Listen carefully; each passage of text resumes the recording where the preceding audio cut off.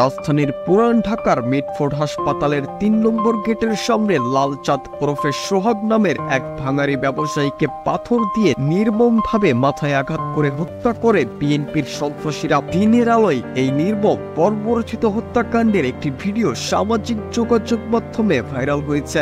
Viral হওয়া ভিডিওতে দেখা যায় বিএনপির ৪-৫ জন সন্ত্রাসী সড়কে পড়ে থাকা এক ব্যক্তিকে বড় আকারের একটি পাথর দিয়ে আঘাত করছে। সেই বড় পাথর দিয়ে কেউ নিথর শরীরে আঘাত করছে, আবার কেউ মাথায় সজোরে আঘাত করছে। এখানেই দমে যায়নি তথাকথিত জাতীয়তাবাদী দল বিএনপির সন্ত্রাসীরা। মৃত্যু নিশ্চিত হওয়ার পরও লাশের উপরে উঠে লাফাতে থাকে বিএনপির নেতাকর্মীরা।